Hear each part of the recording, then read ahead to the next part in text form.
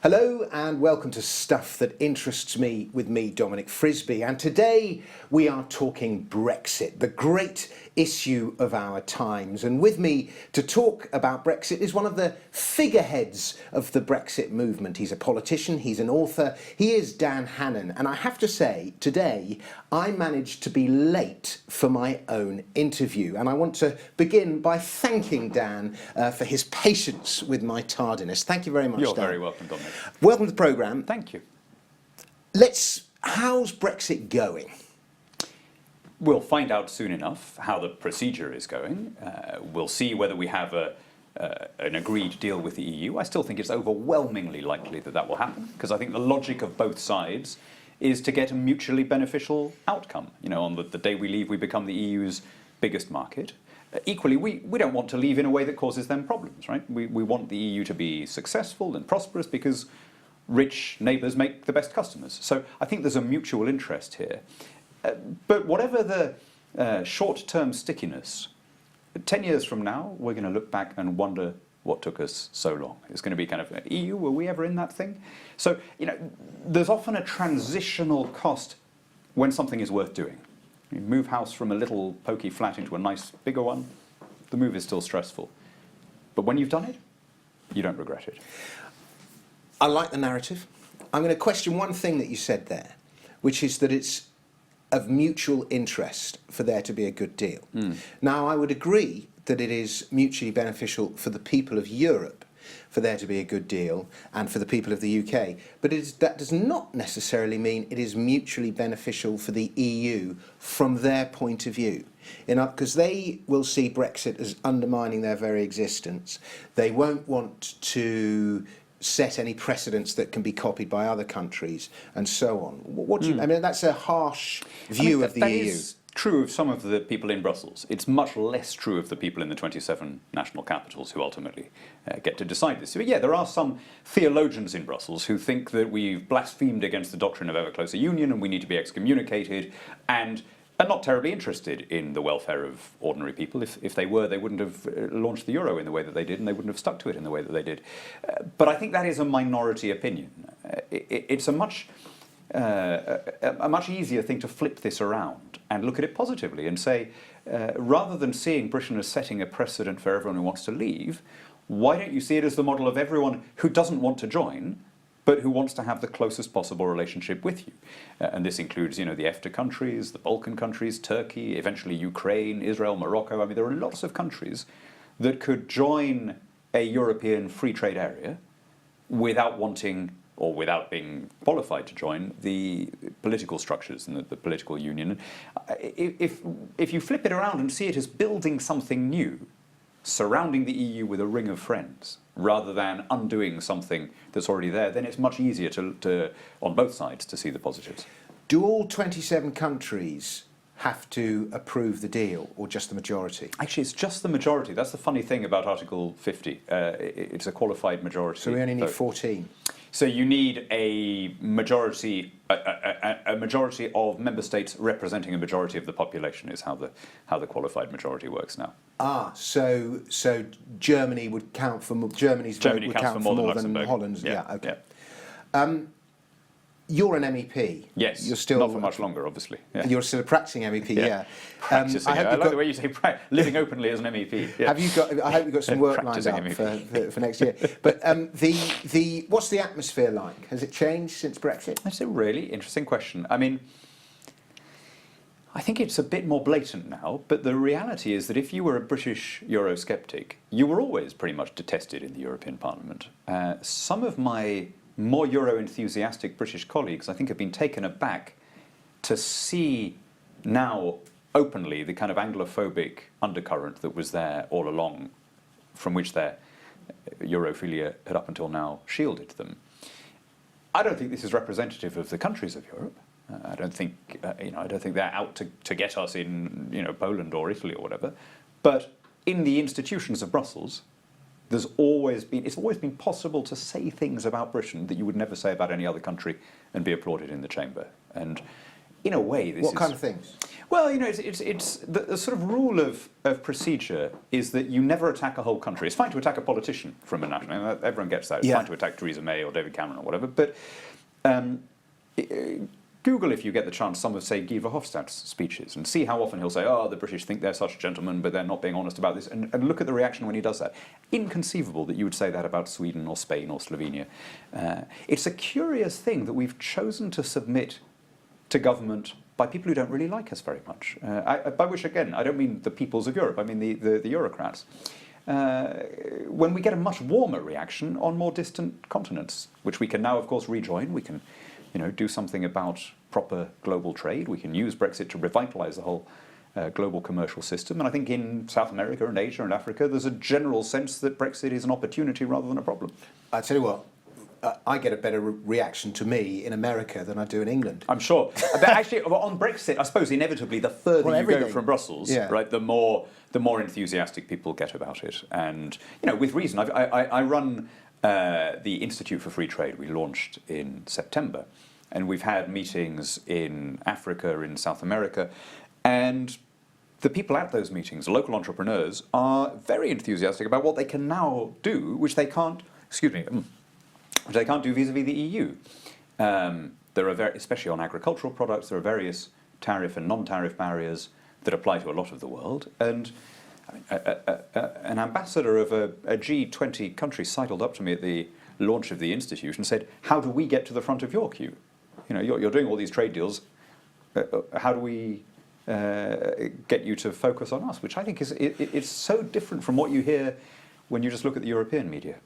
You're not having any involvement in the Brexit negotiations? No, I'm a backbench MEP. Okay. And when David Cameron stood down, did you try and stand in his seat for the Conservative? Did you try and get yourself elected to be one of the MPs?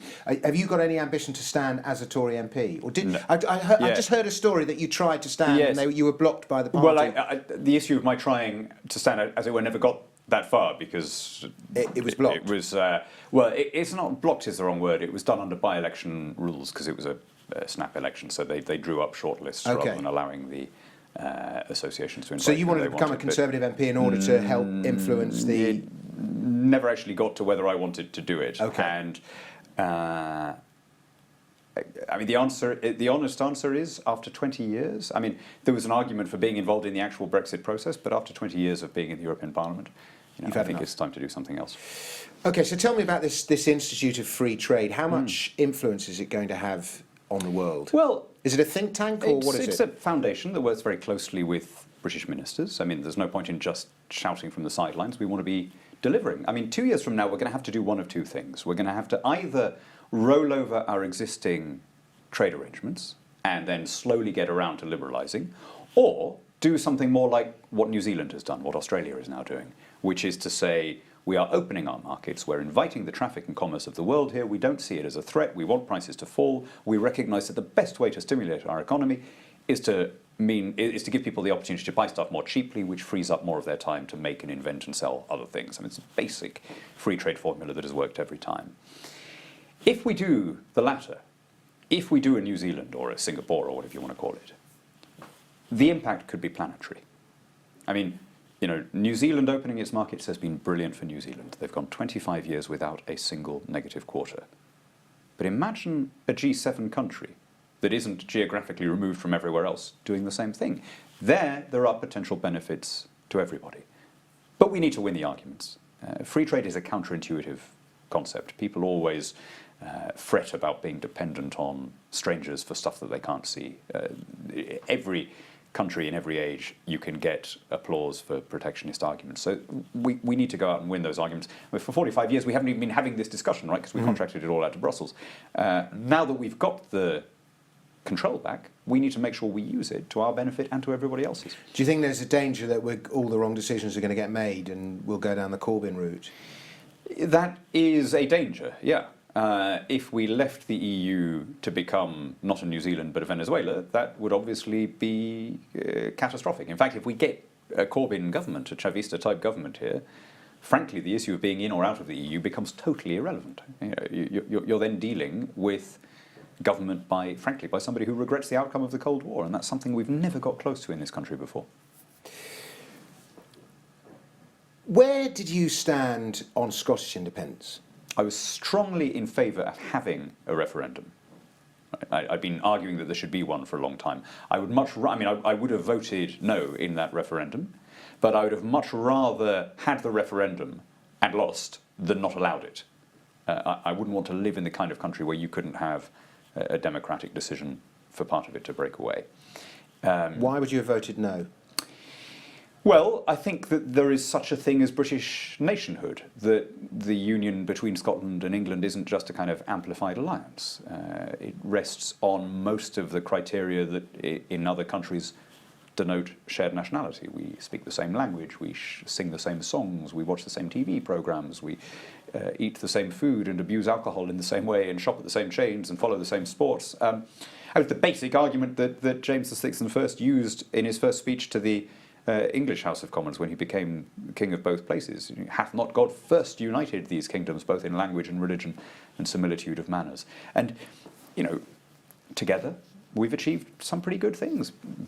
Beating Napoleon and beating Hitler and winning the Cold War and spreading free trade. And I think that has created a sense of fellow feeling. But the day that people cease to feel that sense of fellow feeling, the day that they feel that they exclusively identify with an older patriotism, is the day that the union should end.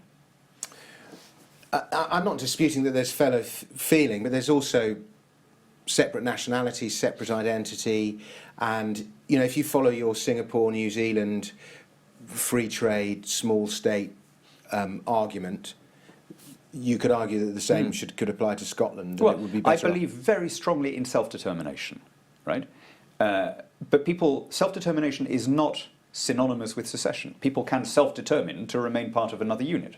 And the strongest argument for the union now is that it's popular. It's what people have chosen. Yes. But personally, I would. It seems to me that with a narrow result, as we had in Scotland, I think this applies in the case of Brexit as well. But it was a 45-55 vote in Scotland. I think the only fair way to interpret that is as a vote for more autonomy within a single state. And I think that's now going to happen, and that's right. Can we not have self-determination within the EU? Well, if that had been possible as an existing member, that would have satisfied a lot of people. People are always telling me, oh, you'd have been against membership in all circumstances. It's really not true. If David Cameron had come back with any significant retrieval of power in February 2016, that would have been, that would have settled the issue. It would have, if he could have established the idea that we were in the common market, but we were repatriating powers in other areas, I think he'd have won comfortably. But the EU, for whatever reason, made it plain that that was not on the agenda, that they would rather lose their second biggest financial contributor than set the precedent that any power could be returned. And so if you want that looser arrangement, logically you now have to seek it from the outside, because they've made it clear that it's not available on the inside. How doomed is the EU? I don't know. No one can really see these things with absolute clarity. My guess is that there will still be a core of countries pursuing political and monetary and tax harmonisation, military harmonisation and all the rest of it. I'm not sure that every EU member is going to be content to follow. I think what we may end up with is a kind of a pan-European market with lots and lots of countries just in the trade area, from Iceland to Armenia. And then within that, a smaller group of 20, 25, however many states that are committed to a political union as well. And I think that would make everybody better off. Should the likes of Italy and Greece leave? Well, it's a matter for them. There were some UK-specific arguments for Brexit that don't really apply nearly so strongly for other countries. The structure of our economy is very different. It's cyclically an Atlantic rather than a European economy. We're the only country typically that sells more outside the EU than to it. And if you were Belgium or Slovenia, the argument that you should contract out your standards for the sake of a market that is taking the overwhelming bulk of your trade is a much stronger one than if you're Britain. I think I first heard of you in about 2008 when I saw you do a speech about debt in the European Parliament to Gordon Brown. Did you realise how viral that speech was going to go when you uttered it? I mean, you basically articulated something that many people thought but didn't have a platform on which to No, say. I had no idea what was coming. I mean, I think that's the kind of speech I give all the time. You just this is the amazing thing about the disintermediation of news, that it's no longer up to a handful of commentators or politicians to decide what the priorities are. We've crowdsourced it, and as the, I suppose, content generator, as a politician rather than a reporter, you have no idea what is going to catch the mood, and which is great. It's a really strong market system. Would you like to be Prime Minister? No, I love my Never? country far too much. Really? Yeah. Dan, thank you very much for your time. It's Thank been a you. real pleasure. As we close, I want you to plug two things. Firstly, how we can follow you, your Twitter handle and so on. And secondly, your new book. So I'm on Twitter at Daniel J. Hannan, and my latest book is called What Next? How to Get the Best from Brexit. And it really would get the best from Brexit. I hope it sets out a reasonable and structured way in which both sides could benefit. How many languages do you speak? I speak French and Spanish. Okay, fluently. Yeah, I was brought up in South America, so that one was kind of a cheat. So 3 languages fluently. Brilliant stuff. Daniel Hannan, thank you very much. Thank you.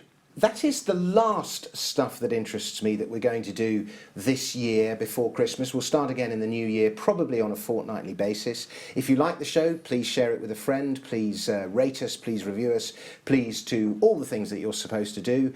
And in the meantime, happy Christmas, happy New Year, and we'll see you in 2018.